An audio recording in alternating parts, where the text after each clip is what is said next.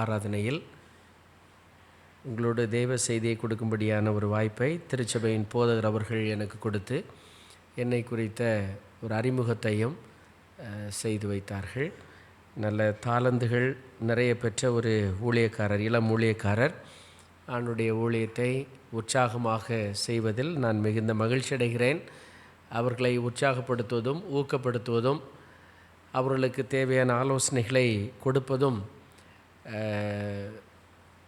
சற்று அனுபவம் பெற்றவர்களாகிய நாங்கள் கடன்பட்டவர்களாக இருக்கிறோம். ஆகவே எதிர்காலத்தில் திருச்சபையை தாங்கி நடத்துகிற நல்ல ஒரு திறமையான ஊழியக்காரர்களாக வரும்படி கர்த்தர் அவர்களை ஆசீர்வதிப்பாராக. இந்த நேரத்திலும் கூட இன்றைக்கும் தெய்வீக ஆராதனையிலும் தெய்வீக ஆராதனையை தொடர்ந்து மதிய வேளையிலும் உங்களோடு நான் வேதத்திலிருந்து சில ஆலோசனைகளை கொடுக்கும்படியாக அழைக்கப்பட்டிருக்கிறேன்.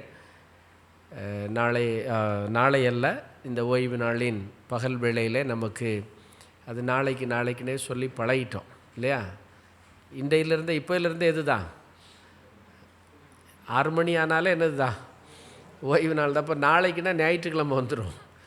ஆகவே இந்த ஓய்வு நாளின் துவக்க வேளையிலும் ஓய்வு நாளின் பரிசுத்த தெய்வீக ஆராதனை வேளையிலும் அதை தொடர்ந்து மதிய உணவிற்கு பிற்பாடு ஒரு வகுப்பு உங்களோடு கூட நான் இது திருச்சபையில் வைத்து எடுக்கப் போகிறேன். நமக்கு இந்த நாள் ஒரு பண்டிகை நாளாக இருக்கிறது இல்லையா? ஒவ்வொரு திருவிருந்து ஆராதனை வரும் பொழுதும் சமுத்திர அட்வென்டிஸ்ட் திருச்சபையில் ஒரு பண்டிகை நாளாக கருதப்படுகிறது. ஆகையினாலே நம்முடைய திருச்சபையை பொறுத்த வரைக்கும் மற்ற சில திருச்சபைகளைப் போல 10 நாள் ஒரு திருவிழா எடுத்து என்ன செய்கிறதில்ல, 1ஆம் திருவிழா, 2ஆம் திருவிழா, 3ஆம் திருவிழான்னு சொல்லுவாங்க, பார்த்துருக்கீங்களா?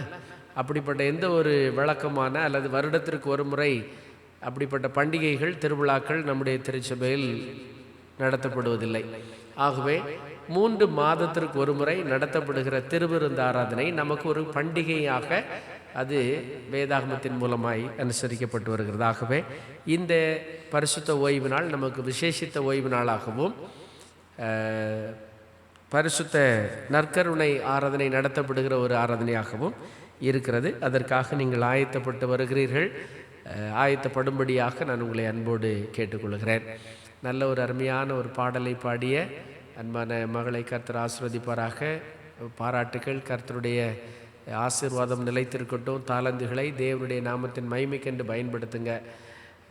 கர்த்தர் எதிர்காலத்தில் இன்னும் மென்மேலும் ஆசீர்வதித்து உயர்த்துவார்.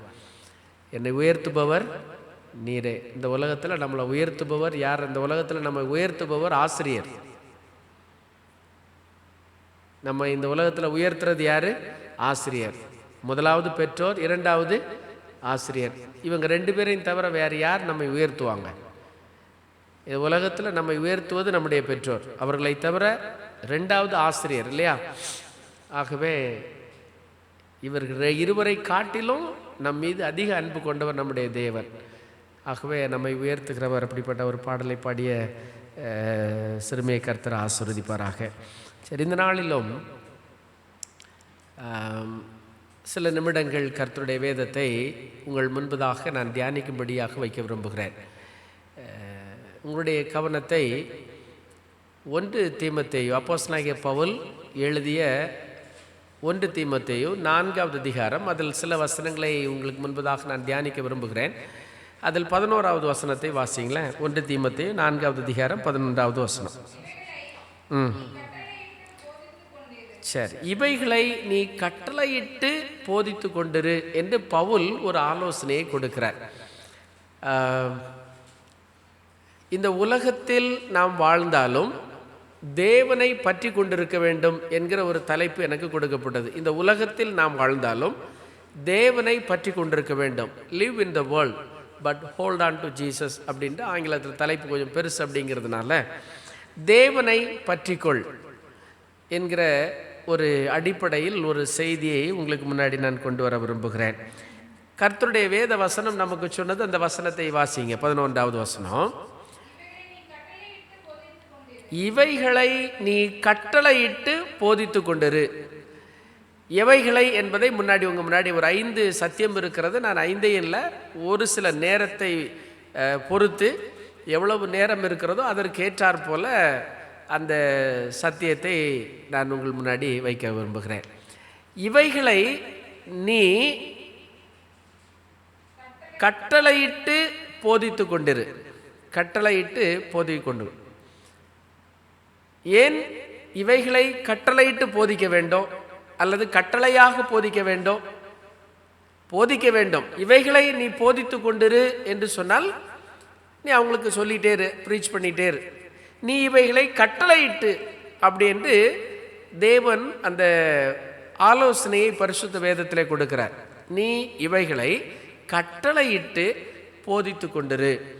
அப்போ ஒரு விஷயத்தை தேவன் நமக்கு சொல்லும் பொழுது நீ இவைகளை குறித்து கட்டளையாக, இதில் நீ பிறண்டெல்லாம் இருக்கணுன்ற கிடையாது, இப்படி தான் இருக்கணும் என்கிற ஒரு ஆலோசனையை பரிசுத்த வேதத்தின் மூலமாக தேவன் கொடுக்க விரும்புகிறார். கண்களை மூடி ஜெபத்தோடு இந்த செய்திக்குள்ளாக நாம் போவோம். எங்கள் கண்மலையும் மீட்பரும் இரட்சகருமாகிய பரிசுத்தமுள்ள ஆண்டவரே, உம்முடைய திருவசனங்களை நாங்கள் தியானிக்க போகிறோம். நீர் எங்களோடு பேசும்படியாக கெஞ்சுகிறோம். நாங்கள் இந்த இடத்துல உம்முடைய பரிசுத்த ஸ்தலத்தில் ஒரு சிலராக அமர்ந்திருந்தாலும் தேவ ஆவியானவர் எங்கள் மத்தியில் அசைவாடும்படியாகவும் உம்முடைய திரளான தூதர்கள் இந்த இடத்தை பாதுகாத்து கொள்ளவும் நாங்கள் ஜெபிக்கிறோம். எங்களுக்கு கிடைக்கிற இந்த நேரத்தில் உம்முடைய வேத வசனங்களை நாங்கள் தியானித்து பரிசுத்த ஆவியானவர் அவைகளை எங்களுடைய உள்ளத்தில் நிலைநிறுத்தும்படியாக நாங்கள் ஜெபிக்கிறோம். அடியனையும் அமர்ந்திருக்கிற யாவரையும் தேவ ஆவியானவர் முழுவதுமாய் ஆட்கொண்டு எங்கள் மேல் அசைவாடி எங்கள் மேல் உம்முடைய சத்தியத்தை பிரசங்கிக்கும்படியாய் இயேசுவின் நாமத்தில் ஜெபிக்கிறோம் நல்ல பிதாவே. சரி, 5 விஷயங்கள் என்று சொல்லி உங்களுக்கு முன்னாடி நான் சொன்னேன். முதலாவது வசனத்தை வாசிங்க. ஆகிலும்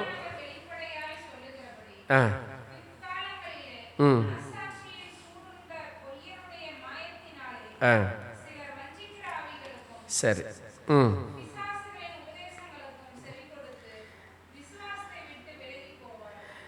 சிலர் வஞ்சிக்கிற ஆவிகளுக்கும் பிசாசின் உபதேசங்களுக்கும் செவி கொடுத்து விசுவாசத்தை விட்டு விலகி போவார்கள்.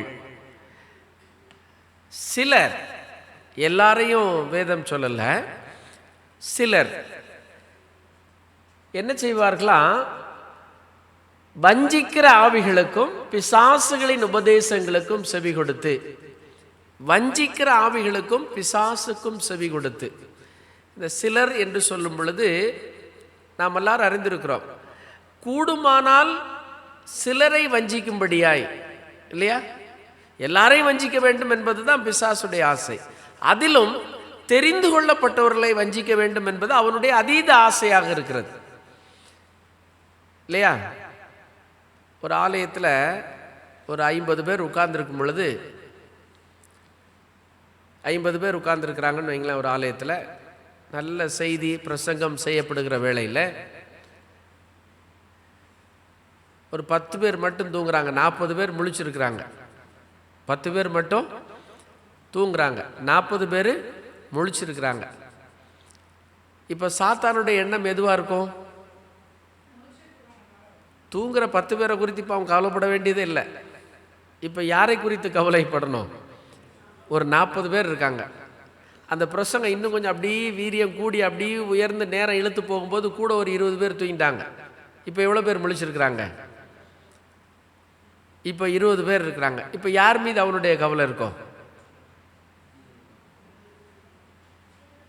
20 பேர் மேலே இருக்கும், இல்லையா? அந்த 20 பேர்லையும் பிரசங்கம் கொஞ்சம் இழுத்துட்டு போயிடுச்சுன்னு வைங்களேன், அதில் ஒரு 10 பேர் 15 பேர் தூங்கிட்டாங்க. சில நேரத்தில் அப்படி தான் எல்லாம் நிறைய சபைகளில், என்ன நிறைய சபைகளில், பல சபைகளில் எனக்கு தெரிய ஒரு போதகர் உண்டு. இது யூடியூப்லெல்லாம் போகிறதுனால ரொம்ப கவனமாக பேசணும். இது இல்லைன்னா நான் இன்னும் கொஞ்சம் ஃப்ரீயாக நிறைய எக்ஸாம்பிளெல்லாம் சொல்லுவேன். இது ரொம்ப கவனமாக பேச வேண்டியது, ஜாக்கிரதையாக. வார்த்தைகள் ஒவ்வொன்றும் பதிவு செய்யப்படுகிறது, இல்லையா? ரெக்கார்ட் பண்ணப்படுது. அதனால் ரொம்ப ஜாக்கிரதையாக இருக்கும். அப்போது அங்கே வேதம் அங்கே அழகாக சொல்லுகிறது, சிலர் சிலர், இல்லையா? எல்லாரையும் குறித்து அல்ல, சிலர் வஞ்சிக்கிற ஆவிகளுக்கும் பிசாசின் உபதேசங்களுக்கும் செவி கொடுத்து விசுவாசத்தை விட்டு விலகி போவார்கள். நீ இவதை குறித்து கட்டளையிட்டு பிரசங்கம் பண்ணு. எதை குறித்து? விசுவாசத்தை விட்டு விலகி போகிறதை குறித்து நீ கட்டளையிட்டு பிரசங்கம் பண்ணு. இந்த உலகத்தில் நாம் வாழ்ந்து கொண்டிருந்தாலும், இந்த உலகத்தில் நாம் நம்முடைய வேலைகளையும் நம்முடைய பணிகளையும் நம்முடைய காரியங்களையும் நாம் செய்து கொண்டிருந்தாலும், நாம் ஜாக்கிரதை உள்ளவர்களாக விசுவாசத்தை விட்டு விலகி போகிறவர்களாக இருக்கக்கூடாது. விசுவாசத்தை விட்டு விலகி போகிறவர்களாக சிலர் பிசாசனுடைய ஆவிக்கும், அப்படிதான் வேதம் சொல்லுது இல்லையா? அப்போ ஒருவன் விசுவாசத்திலிருந்து விலகி போகிறவனாக இருந்தால் அவன் யாருடைய உபதேசத்திற்கு கீழ்ப்படுகிறான்? பிசாசனுடைய உபதேசத்திற்கு கீழ்ப்படுகிறான். ஆகவே நீங்கள் பிசாசனுடைய உபதேசத்திற்கு கீழ்ப்படியாமல் உங்களிடத்தில் நான் கட்டளையிட்டு சொல்ல வேண்டியது அவசியமாக இருக்கிறது. அப்போ பவுல் முதலாவது ஆலோசனை என்ன தருகிறார்? நீ உன் விசுவாசத்திலிருந்து விலகி போயிடாத. ஏனெனில் விசுவாசம் என்பது ரொம்ப அவசியமான ஒன்று இல்லையா? விசுவாசம் ரொம்ப முக்கியமான ஒன்று. மனுஷகுமாரன் வரும் காலங்களில் விசுவாசத்தை காண்பாரோ? இந்த விசுவாசத்தை குறித்து நம்ம நிறைய பார்க்கிறோம்.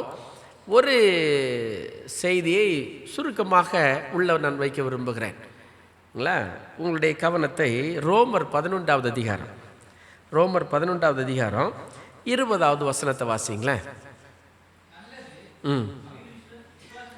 நல்லா பொறுமையா, அவசரப்படாமல் படிங்க. நல்லது அவிசுவாசத்தினாலே அவைகள் முறித்து போடப்பட்டன, நீ விசுவாசத்தினாலே நிற்கிறாய். நல்லா நிறுத்து. அவர்கள் அவிசுவாசத்தினாலே முறித்து போடப்பட்டார்கள், நீ விசுவாசத்தினாலே நிற்கிறாய். இந்த அதிகாரத்தில் ஒரு அருமையான பிரசங்கம் இருக்கு. நான் இது ஆல்ரெடி யூடியூப்ல கிடக்கும், அதனால நான் பேசலை. இல்லாட்டி இந்த பிரசங்கம் தான் பண்ணியிருப்பேன். மிக அருமையான ஒரு செய்தி ரோமர் 11வது அதிகாரத்தில் இருக்கிறது. நல்லது அவிசுவாசத்தினாலே அவர்கள் முறித்து போடப்பட்டிருக்கிறார்கள், விசுவாசத்தினாலே நீ நிற்கிறாய். அப்போ ஏன் வேதம் நமக்கு கட்டளையிட்டு பிரசங்கிக்கிறது? நீ விசுவாசத்திலிருந்து விலகிடக்கூடாது. இந்த விசுவாசம் ரொம்ப முக்கியம். அவர்கள் என்று வேதம் யாரை குறித்து சொல்லுகிறது என்றால், தேவன் தெரிந்து கொண்ட தம்முடைய சொந்த ஜனங்கள் இஸ்ரவேலர்களை குறித்து, யூதர்களை குறித்து சொல்லுகிறது. இஸ்ரவேலர்களும் யூதர்களும் அவிசுவாசத்தினாலே முறித்து போடப்பட்டார்கள், அவிசுவாசத்தினாலே தள்ளுண்டு போனார்கள். யூதர்கள் இயேசுவை ஏற்றுக்கொண்டார்களா இல்லையா? இயேசுவை மேசியாவாக யூதர்கள் அங்கீகரிக்கவே இல்லை, அன்று முதல் இன்று வரையிலும். இன்றைக்கு யூதர்கள் என்ன செய்யல? இயேசுவை ஏற்றுக்கொள்ளவே இல்லை, இயேசுவை விசுவாசிக்கவே இல்லை. வேதம் சொல்லுகிறது, பிசாசுகள் கூட யாரை விசுவாசிக்கின்றன? பிசாசுகள் இயேசுவை விசுவாசிக்கின்றன, ஆனால் யூதர்கள் யாரை விசுவாசிக்கல? அந்த இயேசுவை விசுவாசிக்கல. ஆகவே அப்படிப்பட்ட அந்த விசுவாசத்திலிருந்து நீ விலகி போனால், எப்படி விசுவாசத்தில் இருக்க வேண்டிய யூதர்கள் இஸ்ரவேலர்கள் விசுவாசத்திலிருந்து விலகின பொழுது வெட்டப்பட்டார்களோ, முறிக்கப்பட்டார்களோ, அப்படின்னு என்ன சொல்ல வர்றாங்க? பவுல் அங்கே என்ன சொல்ல விரும்புகிறார்? ஒரு ஒலிவ மரம் இருக்கிறது. ஒரு டெமான்ஸ்ட்ரேஷன் அல்லது ஒரு எக்ஸாம்பிள். ஒரு ஒலிவ மரம் இருக்கிறது. அந்த ஒலிவ மரத்தின் கிளைகளாக இந்த ஜனங்கள் இருக்கிறாங்க. இந்த கிளைகளாக இருக்கிற ஜனங்களிடத்தில் அவிசுவாசம் வரும் பொழுது தேவன் அந்த மரத்தின் கிளைகளை என்ன செய்றாரு? வெட்டி போடுகிறார். சரி, ஒரு மரம் கிளை இல்லாமல் இருந்தால் அது மரமா? அப்போ அந்த மரம் மரமாக இருக்க வேண்டுமானால் அதுக்கு என்ன வேணும்? கிளைகள் வேண்டும். அப்ப என்ன பண்ணுகிறார்? இன்னொரு பக்கத்துல ஒரு மரம் இருக்கிறது, அது காட்டு ஒலிவ மரம். இது ஒரிஜினல் ஒலிவ மரம், இது காட்டு ஒலிவ மரம். இந்த ஒரிஜினல் ஒலிவ மரத்தின் கிளைகள் அவிசுவாசத்தினால் முறிக்கப்பட்டபடினால, காட்டு ஒலிவ மரத்தின் கிளைகளிடத்தில் விசுவாசம் இருந்தபடினால் அந்த கிளைகளை முறித்து இந்த கிளைகளோடு ஓட்டுறார். இன்னைக்கு நம்ம உலகத்தில் எல்லாமே ஹைபிரிட் இல்லை? எல்லாமே என்னதுதான்? ஹைபிரிட். எல்லாமே அடல்ட்ரேட்டட். நீங்கள் எதில் போனாலும் கலப்படம். காய்கள் கலப்படம், பழங்கள் பழுக்க வைக்கிறதுக்கு என்ன செய்கிறாங்க? நீங்கள் எதை எடுத்தாலும் கலப்படம். விதைகள், ஒரு விதை இன்னொரு விதை எடுத்து இரண்டு விதைகளை ஒன்றாக்கி என்ன செஞ்சிடறாங்க? புது ரக விதையை உருவாக்குறாங்க. இன்னைக்கு மார்க்கெட்டில் நமக்கு கிடைக்கிற கத்திரிக்காவுக்கு விதை எங்கே போய் வாங்கணும்? யாரெல்லாம் விவசாயம் இருக்கீங்க? இங்கே யாருமே விவசாயம் பண்ணலையா? சரி, எங்கே போய் விதைகள் வாங்கணும்? இப்போ நீங்கள் உங்கள் வயலில் நடுறதுக்கு ஒரு கத்திரிக்காவோ அல்லது ஒரு தக்காளியோ அல்லது ஏதாவது ஒரு தானிய ஒரு செடியை நடணும்னா விதைகள் எங்கே போய் வாங்கணும்? ஏன்? அங்கே தான் நல்ல விதை இருக்கா? அது யதார்த்தம்.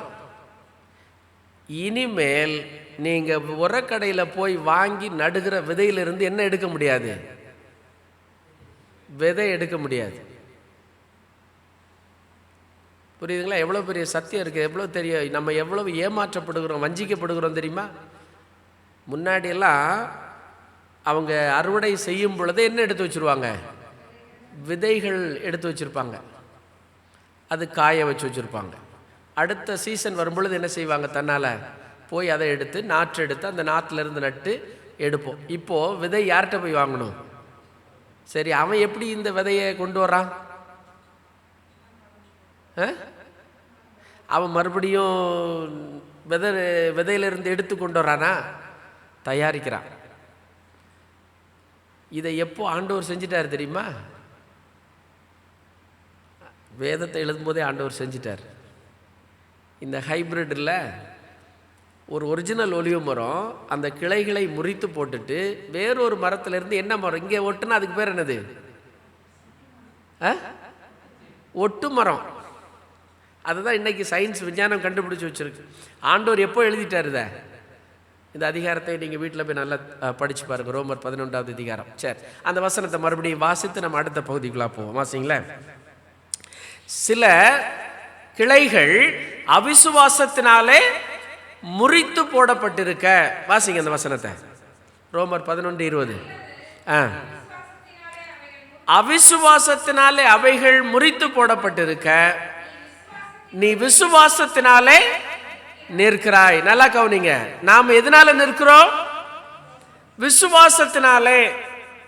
அப்போ சிலர் வஞ்சிக்கப்பட்டு பிசாசுடைய ஆலோசனையினாலும் கள்ள போதகத்தினாலும் விசுவாசத்திலிருந்து விலகி போயிடுவாங்க. நீங்க என்ன செய்யக்கூடாது? விலகி போகக்கூடாது. 2வது பாடம் 1 தீமோத்தேயு 2வது அதிகாரம் 4வது அதிகாரம் 2வது வசனம் வாசிங்க. சரி, ரொம்ப நல்லது. 2வது வசனம் என்ன ஆலோசனை தருது? விவாகம். அதை ஏன் பண்ணுவானே? அதுக்கு பிறகு ஏன் பாடுபடுவானே? அதுக்கு பிறகு ஏன் கஷ்டப்படுவானே? ஏன்டா பண்ணினேன்னு சொல்லுவானே? அப்படியா? பண்ணாமல் இருக்கவும் முடியாது. பிரச்சனை இருக்குது, கஷ்டம் இருக்குது, நிறைய டென்ஷன் இருக்குது.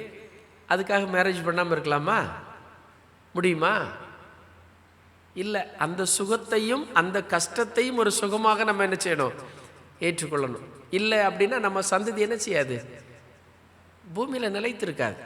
இப்போ நான் கல்யாணம் பண்ணலன்னு ஒருவேளை நான் கல்யாணம் பண்ண மாட்டேங்கிற தீர்மானத்தை எடுத்தா எங்கள் அப்பாவுக்கும் வாரிசு கிடையாது, எனக்கும் பின்னாடி முடியாது. திருமணம் பண்ணணும், விவாகம் பண்ணாதிருக்கவும் அப்படின்னு பவுல் சொல்லும் பொழுது நமக்கு ஒரு ஆலோசனையை சொல்ல விரும்புகிறார். இந்த விவாகத்தை குறித்து நமக்கு ரொம்ப தெளிவான கருத்தை 1 கொரிந்தியர் 7வது அதிகாரத்தில் பவுல் அழகாக எழுதியிருக்கிறார். சரியா? ஒருவன் விவாகம் பண்ண விரும்பினால் அவன் கண்டிப்பாக என்ன செய்யணும்? விவாகம் பண்ண வேண்டும். ஒருவன் விவாகம் பண்ண வேண்டாம் என்று தீர்மானித்தால் அவன் விவாகம் பண்ணாமல் இருப்பது அவனுக்கு நல்லது. ஆகிலும், அழகாக அவர் சொல்றார், ஆகிலும் மாம்ச இச்சை மேற்கொள்ளுமானால், மனுஷனா இருந்தால் இயல்பாக அந்த எண்ணங்கள் என்ன செய்யும்? இருக்கும். அதை கட்டுப்படுத்தி நான் அப்படி இருந்துருவேன். விரகதாபம் அப்படிங்கிற வார்த்தையை பவுல் பயன்படுத்துகிறார். விரகதாபம், அப்படி நான் செல்ஃப் கண்ட்ரோலாக இருந்துருவேன் அப்படின்னா திருமணத்தை குறித்த நிறைய விளக்கங்கள் அங்கே இருக்கிறது இல்லையா? அப்போது ஆதியிலே தேவன் முதலாவது ஆதாமை சிருஷ்டித்த உடனே அவன் தனிமையாக இருப்பது நல்லதல்ல, அவனுக்கு ஒரு துணை வேண்டும். என்று ஒரு ஏற்ற துணையை ஏற்படுத்தி அவர்களை கணவன் மனைவியாக ஆண்டவர் கொடுத்தார். இல்லையா இல்லையா? அப்படிதானே? யார் முதல் பிள்ளையை பெற்றது? முதல் பிள்ளையை பெற்றெடுத்தது தேவன் தான். எப்படி பெற்றெடுக்க வைத்தார்? அது அவருடைய வல்லமையினால் மண்ணிலிருந்து, அது ஆதாமுடைய எலும்பிலிருந்து என்ன செய்தார்? ஒரு இணையான ஒரு ஸ்திரியை ஏற்படுத்துகிறார். இவர்கள் இருவருக்கும் ஒரு குழந்தை ஏவாள் பெற்றெடுக்கிறார். இல்லையா? அந்த சந்ததி, அதுதான் குடும்பம். நான் அடிக்கடி இந்த திருமண இதுக்கு போகும் பொழுது சொல்லுவேன், எனக்கு திருமணம் எனக்கு இன்னும் இது வரைக்கும் நடக்கலைன்னு வச்சிங்களேன். நான் திருமணம் முடிஞ்சிச்சு, 2 பிள்ளைகள், 2 பேரும் காலேஜ் படிக்கிறாங்க. ஒருவேளை திருமணம் எனக்கு நடக்கலை அப்படின்னா என்ன நீங்கள் என்ன சொல்லுவீங்க? என்னை எப்படி கூப்பிடுவீங்க?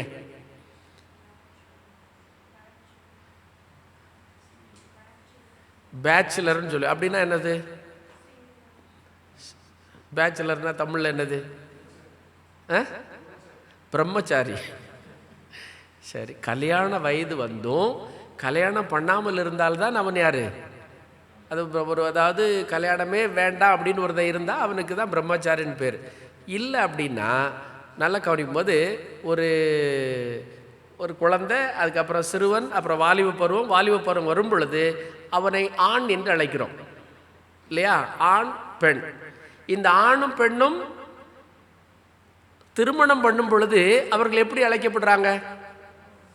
கணவன் மனைவி அழைக்கப்படுறாங்க. இந்த திருமணத்தில் ரொம்ப அருமையான சத்தியம் இருக்கிறது. அதுவரையிலும் ஆண் பெண் தான், செல்வன் அண்ட் செல்வி தான். இல்லையா? செல்வன் அண்ட் செல்வி தானே? அதான் 2 பேரும் திருமணம் பண்ணும் பொழுது இந்த செல்வனும் செல்வியும் யாரா மாறுறாங்க? கணவன் மனைவி, ஹஸ்பண்ட் அண்ட் ஒய்ஃப். இப்போ 2 பேரும் செல்வன் செல்வியா? இல்லை. சரி, இப்போ 2 பேருக்கும் குழந்தை பிறக்கல. ஒரு திருமணமாகி ஒரு கப்புள்ஸ், ஒரு கணவன் மனைவி இருக்கிறாங்க. அவங்களுக்கு குழந்தையே பிறக்காமல் இருந்தால் கடைசி வரைக்கும் அவங்க யார் தான்? கணவன் மனைவி. ஒரு குழந்தை பிறக்குது, இப்போ யாரு? நல்லா இது வரைக்கும் நீங்கள் சிந்திச்சிருப்பீங்களான்னு எனக்கு தெரியல. ஆனால் ஒரு அற்புதமான ஒரு ஸ்ட்ரக்சர் ஆண்டவர் என்ன செஞ்சிருக்கிறாரு? சிருஷ்டிப்பில் வைத்திருக்கிறார். குடும்பம் என்கிற ஒரு சிருஷ்டிப்பு, விவாகத்தை குறித்த ஒரு செய்தியை இங்கே பவுல் வார்த்தையை பயன்படுத்துகிறபடினால அந்த சத்தியத்தை சொல்கிறேன். இப்போது ஒரு குழந்தை பிறந்த உடனே இதுவரையிலும் கணவன் மனைவி, இப்போ யார் அவங்க? அப்பா அம்மா. இல்லையா?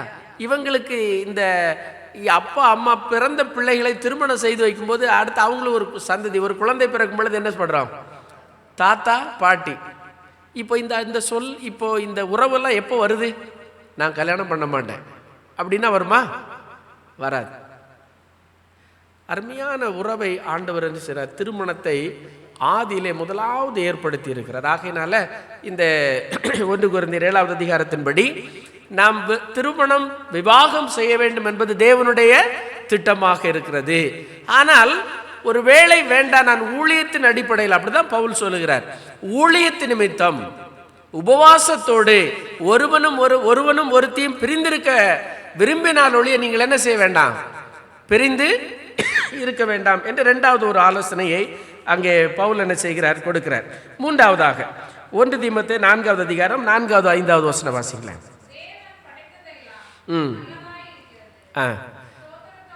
சரி, தேவன் படைத்ததெல்லாம் நல்லதா இருக்கிறது, ஸ்தோத்திரத்தோட ஏற்றுக்கொள்ளப்படுமாகில் ஒன்றும் தள்ளப்படத்தக்கதல்ல. சரி, தேவன் படைத்ததெல்லாம் நல்லா இருக்கு. இப்போ இந்த வசனம் என்ன சொல்ல வருது?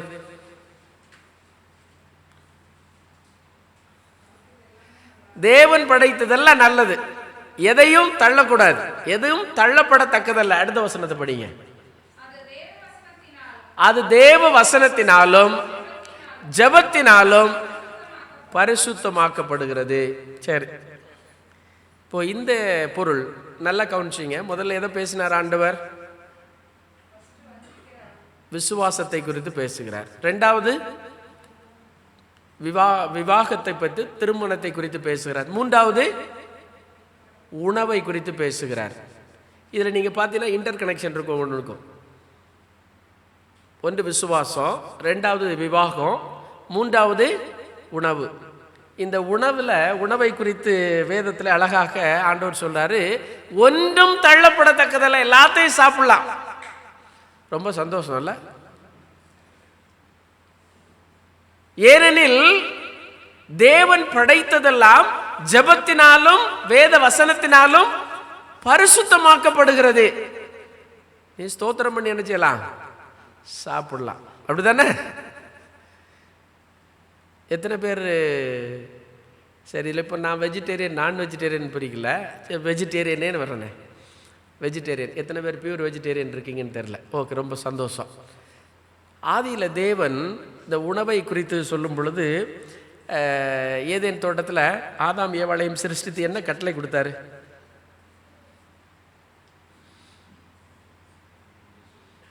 முதல் கட்டளை உணவு தான் இல்லையா?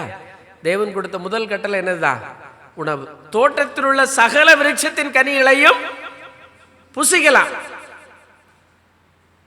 சகல விருட்சத்தின் கனிகளையும் புசிக்கலாம், ஒன்றை தவிர எல்லாம் சாப்பிடலாம். அப்படிதானே? தேவன் படைத்ததெல்லாம் நல்லது, ஒன்றும் தள்ளப்படத்தக்கதல்ல. ஆனால் வாசிக்கிறீங்களா ஒரு வசனத்தை? ஆதியாகமம் 3வது அதிகாரம் 3வது அதிகாரம் 18வது வசனம் படிங்க. ஆதியாகமம் 3வது அதிகாரம் 18வது வசனம்.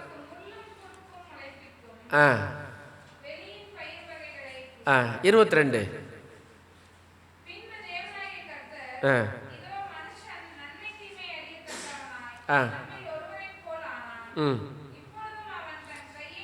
இப்பொழுதும் அவன் கையை நீட்டி ஜீவ விருட்சத்தின் கனியையும்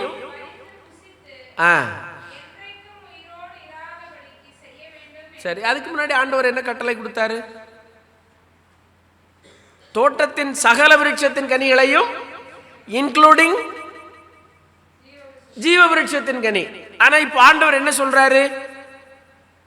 ஜீவ விருட்சத்தின் கனியை பறித்து அவன் புசித்து என்றென்றும் உயிரோடு இராதபடிக்கு அந்த விருட்சத்திற்கு என்ன வைக்கிறாரு? காவல் வைக்கிறார். அப்ப இனி நம்ம எந்த விருட்சத்தின் கனியை சாப்பிட முடியாது? ஜீவ விருட்சத்தின் கனியை சாப்பிட முடியாது. ஆனா எதை தேவன் விலக்கினாரோ அந்த விருட்சத்தை இப்ப தடை பண்ணல, எதை கொடுத்தாரோ அதை இப்பொழுது என்ன செய்கிறார்? தடை பண்ணுகிறார். புரியுதா? புரிஞ்சா? முதலாளி எதை கொடுத்தாரோ, எதை அவர்கள் புசிக்கலாம் என்று தாராளமாக கொடுத்தாரோ அதை இப்பொழுது என்ன வைக்கிறார்? காவல் வைக்கிறார். எதை புசிக்க கூடாது என்று சொன்னாரோ அதை இப்ப ஆண்டவர் என்ன வைக்கல? காவல் வைக்கல. அப்ப நீ என்ன செஞ்சலாம்? பறிச்சு புசிக்க. சரி, இப்போ விதைகள், தானியங்கள், இதெல்லாம் பழங்கள், காய்கள் எல்லாம் ஆண்டவர் சாப்பிடலான்னு சொன்னார். இந்த விதைகள்ல அரளி விதை ஒன்று இருக்கிறது. ஏன் சாப்பிட மாட்டோம்? தேவன் படைத்ததெல்லாம் நல்லது, ஒன்றும் யாரும் போய் சாப்பிட்டுட்டு என் பேரை சொல்லிடாதீங்க, சரியா? அதே மாதிரி இது வெஜிடேரியன்ல, நான் வெஜிடேரியன்லையும் லேவியராகமம் 11வது அதிகாரத்தில் எதை புசிக்க வேண்டும், எதை புசிக்கலாகாது, எது உங்களுக்கு தீட்டாக இருக்கும், எது தீட்டல்லாததாக இருக்கும், எதை நீங்கள் புசிக்க வேண்டும், எதை ஒதுக்க வேண்டும், எல்லாவற்றையும் தேவன் என்ன செய்திருக்கிறார்? கொடுத்திருக்கிறார். ஆனால் இன்றைக்கு அநேக கிறிஸ்தவர்கள் தேவன் விலக்கிய அவைகளை உணவாக எடுக்கிறார்கள். ஆகையினால இந்த உணவை குறித்து நாம் ரொம்ப ஜாக்கிரதை உள்ளவர்களாக இருக்க வேண்டும். உணவை குறித்து ரொம்ப ஜாக்கிரதை. நான் யோசித்து பார்ப்பேன், 2 ராஜாக்களில் ஒரு சம்பவம் இருக்கிறது. 4வது அதிகாரம் வாசிக்கிறீங்களா? 2 ராஜாக்கள் 4வது அதிகாரம் 39வது வசனத்திலிருந்து வாசிங்களேன். ஜெபத்தினாலும் வேத வசனத்தினாலும் அது என்ன செய்யப்படும்? இருங்க, அந்த வசனத்தை வாசிக்கிறதுக்கு முன்னாடி, தேவன் படைத்ததெல்லாம் நல்லது, அதில் ஒன்றும் தள்ளப்படத்தக்கதல்ல என்று ஆண்டவர் சொல்லுகிறார். அப்போ எது ஜெபத்தினாலும் ஜெபத்தினாலும் வசனத்தினாலும் பரிசுத்தமாகும் அப்படிங்கிறத அங்க வாசிக்கிறேன். வாசிங்களா? 2 ராஜாக்கள்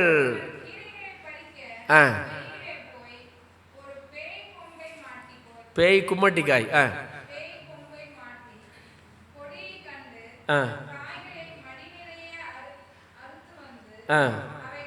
அவனுக்கு தெரியாம ஒரு தீர்க்கதரிசிகளின் புத்திரர்களில் ஒருவனை எலிசா தீர்க்கதரிசி அவர்கள் எல்லாருக்கும் உணவு உண்டாக்கும்படியாக கூழ் காய்க்க சொல்கிறாரு. அப்போது அந்த கூழில் போடுவதற்கு ஒரு கீரையை பறிக்கணும். அந்த கீரையை பறிக்க போன ஒரு தீர்க்கதரிசிகளின் புத்தரில் அவனுக்கு எது தெரியல, ஒரு விஷ காய் இருந்திருக்கிறது. அதுதான் என்னது, பேய் குமட்டி காய் என்று சொல்லப்படுகிறது. அதை கண்டு அதன் காய்களை மடி நிறைய அறுத்து, ஒன்று நிறைய விளைஞ்சு கிடக்குன்னா நம்ம எப்படி இருப்போம், நிறைய அறுத்து வந்து அவைகளை அந்த கூழ் பானையிலே போட்டான். அது இன்னதென்று அவனுக்கு தெரியாதிருந்தது. சரி, அடுத்த வசனம்.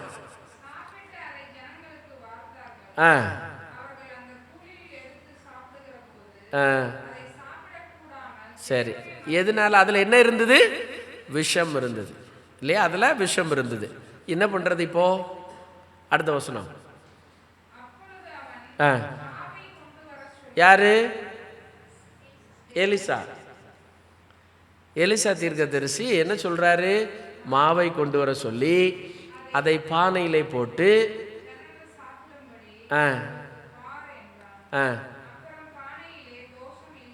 எப்படி மாறுச்சு? விஷம் தானே பானையில் இருந்தது, விஷம் தானே பானையில் இருந்தது, எப்படி மாறுச்சு? யார் பண்ணினாத? எலிசா தீர்க்கதரிசி இல்லையா? எலிசா தீர்க்கதரிசி ஒரு விசேஷித்த ஒரு காரியத்தை செய்கிறார். அதே மாதிரி தான் இயேசு கிறிஸ்து யோவான் 6வது அதிகாரத்திலையும் நிறைய திரளான ஜனங்கள் இருந்தாங்க. அவர்களுக்கு பசி உண்டாயிட்டு எங்கும் போஜனத்துக்கு போக முடியல. உங்களிடத்தில் என்ன இருக்கிறது? ஒரு சிறுவன்ற என்ன இருந்துச்சு, 5 அப்பமும் 2 மீன்களும் இருந்தது. இயேசு சொன்னார், அதை வாங்கி என்ன செய்யுங்க, கொண்டு வாங்க. இயேசு அந்த அப்பத்தை எடுத்து, நாளைக்கு அதான் படிக்கிறோம் இல்லையா, அந்த அப்பத்தை எடுத்து அவர் ஸ்தோத்திரம் பண்ணி அதை பிட்டு ஜனங்களுக்கு கொடுத்து, இதை நீங்கள் வாங்கி புசியுங்கள். அப்போ சீஷர்கள் அதை பந்தி இருக்க செய்து அவர்களுக்கு விளம்புகிறாங்க. என்ன வந்துட்டே இருக்கு, எப்படி வரும்? ஒரு சப்பாத்தி வீட்டில் சுட்டு வச்சுட்டு வந்தா எத்தனை சப்பாத்தி இருக்கும் திரும்ப பிரேயர் முடிஞ்சு போனா? அப்படியே மல்டிப்ளை ஆயிருமா? ஒரு சப்பாத்தி தான் இருக்கும். ஜபத்தினாலும் வேத வசனத்தினாலும், புரியுதுங்களா? அப்போ நம்ம எதை தேவன் நமக்கு புசிக்க கொடுத்திருக்கிறாரோ, எதை தீட்டு அல்ல என்று சொல்லுகிறாரோ அதை தான் புசிக்கணும். ஒரு முறை ஆண்டவர் தீட்டுன்னு சொல்லிட்டு இன்னொரு இடத்துல நீங்க சாப்பிடுங்கன்னு ஒருபோதும் சொல்ல மாட்டார். அப்போஸ்தலர் 10வது அதிகாரத்தில் அப்படிப்பட்ட ஒரு சம்பவம் அங்கே இருக்கிறது. ஆகவே பேதுருவுக்கு பசி உண்டாயிற்று. அப்பொழுது அவன் தரிசனத்தில் அவன் பார்க்குறான், ஆண்டவர் அவனுக்கு என்ன கொடுக்குறார், ஒரு துப்பட்டியை காண்பிக்கிறார். அதில் எல்லா விதமான பிராணிகளும் அதில் இருக்கு. தீட்டுள்ளதும் தீட்டு இல்லாததுமான எல்லா பிராணிகளும் இருக்கிறது. பேதுருட்ட ஆண்டவர் சொன்னார், நீ எழுந்திருந்து அடித்த அவைகளை புசி. பேதுரு என்ன பதில் சொன்ன, ஆண்டவரே தீட்டுள்ளவைகள் அதில் இருக்கிறது, அது புசிக்க கூடாதுல்ல. அப்ப ஆண்டவர் சொன்னார், இல்ல நீ என்ன செய், அடித்து புசி. பேதுரு மறுபடியும் மறுக்கிறான். ஆண்டவர் சொல்றாரு, நான் உனக்கு தருகிறது தீட்டல்ல, நீ என்ன செய், சாப்பிடு. அங்க எதை சொல்ல வந்தாங்க? ஏசப்பா என்ன சொன்னாங்க பேதுருட்ட? இதுவரையிலும் யூதர்களிடத்திலும் இஸ்ரவேலர்களிடத்திலும் நீங்கள் நற்செய்தியை சொன்னீங்க, இனி யார்கிட்ட போங்க, புறஜாதிகள்கிட்ட போங்க. இதுதான் ஆவிக்குரிய அர்த்தம். இன்னைக்கு நிறைய பேர் பண்டிகையும் என்ன செஞ்சிருவாங்க, சந்தோஷமா ஜெபம் பண்ணி, சரி பண்டிகை சாப்பிட்றீங்களே, நம்ம ஊரில் தெருவில் நிறைய நாய் போகுது, எடுத்து சாப்பிட முடியுமா? அதுவும் தீட்டு தானே, சரியா? ஆகவே வேதம் நமக்கு மிக அழகான விளக்கத்தை இந்த இடத்துல தருகிறது. நிறைவாக உங்க முன்னாடி மறுபடியும் நான் 11வது வசனத்தை வைக்க விரும்புகிறேன். சரி, அதில் இன்னும் நேரம் போகிறபடினால 7வது வசனத்தை படிச்சிங்கன்னா இன்னொரு விஷயத்தை அங்கே அவர் சொல்கிறார் பாருங்களேன்.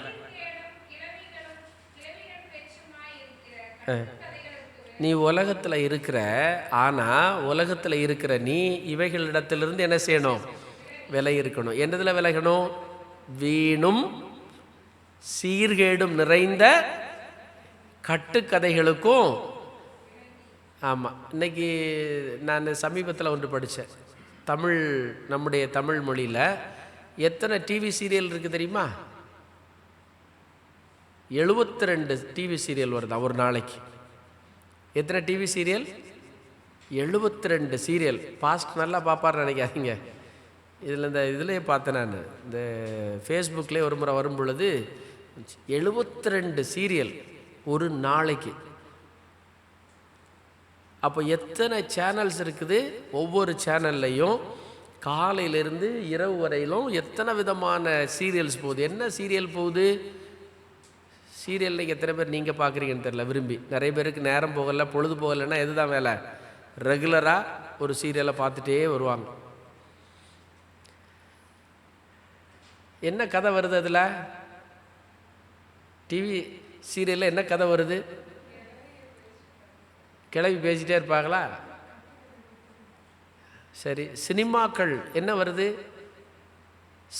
ஒரு சினிமாவில் 25% தான் ட்ரூத் இருக்கும், 75% இமேஜினேஷன்ஸ் இருக்கும். 25% தான் சில உண்மைகள், சில நல்ல நல்ல கருத்துக்கள், நல்ல ஆலோசனைகள், நல்ல செய்திகள், நல்ல தகவல்கள் இருக்கும். 25%. 75% என்ன இருக்கும்? ஆகாதது, சண்டை, வன்முறை, கொலை, கொள்ளை, பயங்கரமான இதெல்லாம் இருக்கும். கொலை ஃபைட் இல்லாத ஒரு சினிமா, கொலை இல்லாத ஒரு சினிமா, வன்முறை இல்லாத ஒரு சினிமா எடுத்தால் ஓடுன்னு நினைக்கிறீங்க இல்லையா? ரொம்ப அருமையான ஒரு சத்தியத்தை ஆண்டவர் வைத்திருக்கிறார். இந்த உலகத்தில் தான் இருக்கிறோம். நம்மை சுற்றிலும் எத்தனை சீரியல் ஓடிட்டுருக்கு? 72 சீரியல் ஓடுது. ஆனால் நான் எந்த சீரியலையும் எத்தனை பேர் சொல்கிறீங்கன்னு எனக்கு தெரில, குறிப்பாக பெண்கள். என்னை சுற்றிலும் 72 சீரியல் ஓடுது. சரி, இப்போ அதை விட்டுட்டு இப்போ கொஞ்சம் வந்துடுவோமே. எத்தனை பேர் ரீல்ஸ் பார்க்காம இருக்கிறீங்க?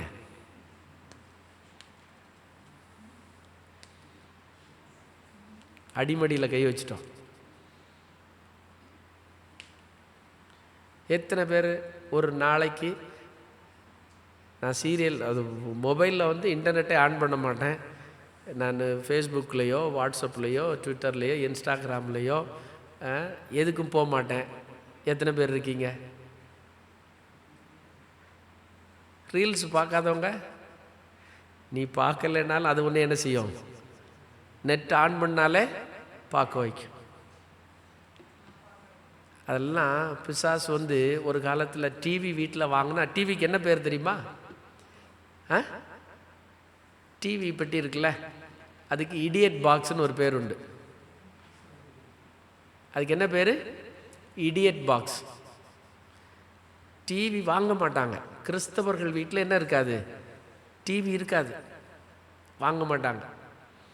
அந்த காலம் போய் டிவி வாங்கி, இப்போ டிவி காலமெல்லாம் போய் எது வந்துருச்சு? வீட்டில் 5 பேர், 5 பேருக்கு என்ன இருக்குது? 5 பேருக்கு 5 மொபைல். 5 மொபைல்லையும் எல்லாம் ஸ்மார்ட் ஃபோன் தான், எல்லாம் இன்டர்நெட் ஃப்ரீ, அன்லிமிட்டெட், அல்லது 1.5 GB அல்லது 2 GB அன்லிமிட்டெட். உங்கள் வீட்டிலலாம் இப்போ ஒய்ஃபை எத்தனை பேர் வீட்டில் வச்சுருக்கீங்கன்னு தெரியாது. எதுக்கு ஒய்ஃபை வச்சுருக்குறோம்? மாதம் ஒரு 600 கொடுத்தா போதும், அன்லிமிட்டெட் டேட்டா, அதுவும் ஃபாஸ்ட். 5Gலேருந்து இப்போ அடுத்தது எங்கே போக போகுது? 7G வரப்போகுது. எதுக்கு? மனுஷன் நல்லா இருக்கணும்னா. எதுக்கு? நம்மை வஞ்சிக்கும்படியாக பிசாசு வச்சிருக்கிறாங்க இல்லையா? இப்போ வீட்டில் கேபிள் கனெக்ஷனே வேண்டாம், எது போதும்? ஸ்மார்ட் டிவி வந்துருச்சு. ஸ்மார்ட் டிவி அப்படி தானே? அப்படி ஒய்ஃபைலேருந்து கனெக்ட் பண்ணிடலாம், எவ்வளோ நேரம் வேணாலும் பார்க்கலாம். இந்த ஃபோன் சின்னதாக இருக்குது, அதில் பார்த்தா பெரிய ஸ்க்ரீன் பார்த்து. நான் ரொம்ப நேரம் யோசிக்கிறேன், செய்தியை முடிக்க போகிறேன். இந்த கொரோனா வந்துச்சுல்ல, இந்த கொரோனா தான் நம்மளை எதுக்கு பழக்குச்சு? ஸ்மார்ட் ஃபோனுக்கு பழக்குச்சு. இந்த கொரோனா தான் ஸ்மார்ட் ஃபோனுக்கு நம்மளை பழக்குச்சு. ஏன் அப்படின்னா, லாக்டவுன், ஸ்கூல் கிடையாது, காலேஜஸ் கிடையாது. அப்போது நம்ம அந்த பாடத்தை படிக்கணும்னா என்ன வேணும்? ஃபோன் வேணும், ஸ்மார்ட் ஃபோன் வேணும் இல்லையா? இதில் ஜூம்னு ஒன்று இருக்குது. அப்புறம் ஆன்லைன் வகுப்புகள் அப்படின்னு வந்துச்சு. எப்போ வந்தது? கொரோனா டைமில். நான் ரொம்ப யோசித்து பார்ப்பேன், இந்த கொரோனா லாக்டவுன் டைமில் கரண்ட்டு போயிருச்சா உங்கள் ஊரில்? லாக்டவுன் டைமில் கரண்ட்டு போச்சா? போகலையா? போகவே இல்லையே. ஏன் போகலை? நல்ல நேரத்துலலாம் கரண்ட்டு போகும். லாக்டவுன் டைமில் கரண்டே போக முடியாது, 24 ஹவர்ஸும் கரண்ட்டு கிடையாது. கரண்ட் போகலை, ஃபுல்லாக இருந்துச்சு இல்லையா, பவர் கட் இல்லாமல் இருந்தது. உங்கள் இன்டர்நெட் கட்டாச்சா? கட் ஆகலை. ஏன்? அப்போ தான் நமக்கு முந்த ஸ்மார்ட் ஃபோன் அறிமுகமாகுது, ஜூம் இருக்குது, நிறைய ஆப்ஸ் எல்லாம் புதுசாக வருது.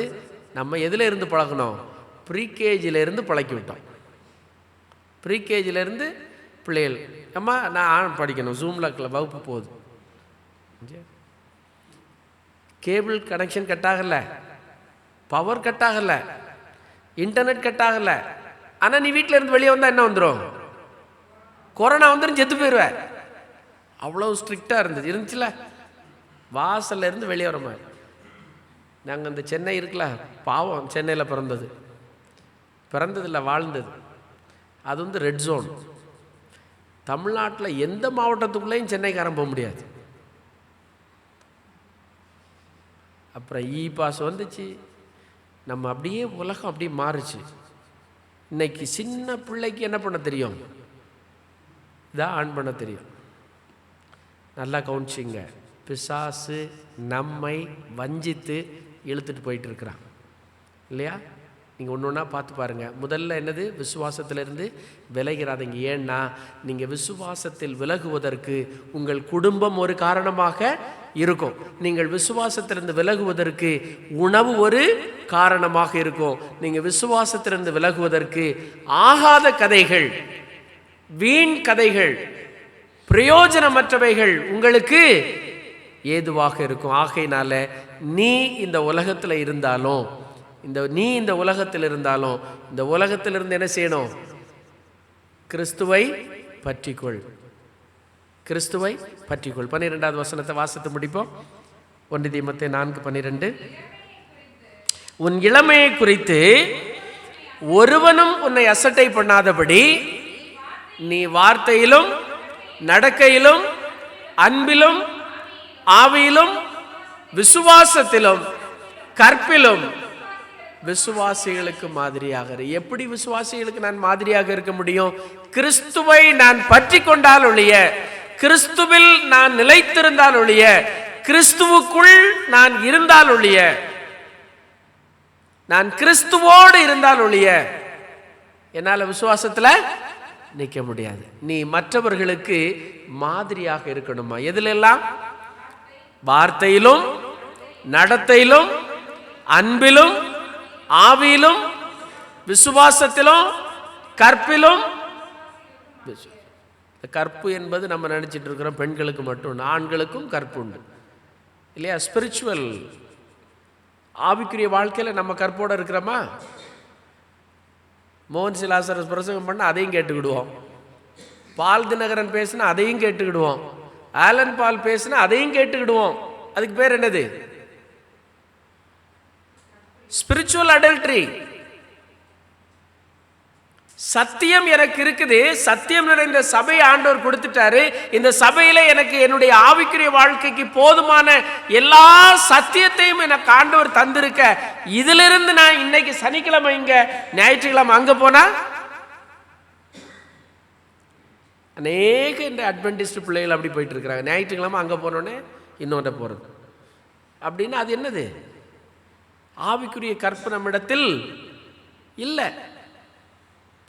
ஆகவே இவைகள் எல்லாவற்றிலும் நாம் மற்றவர்களுக்கு மாதிரியாக இருக்கணும்னா நான் யாரு கூட இருக்கணும்? கிறிஸ்துவோடு இருக்கணும். கர்த்தர் நம்மை ஆசீர்வதிப்பாராக. ஆமென்.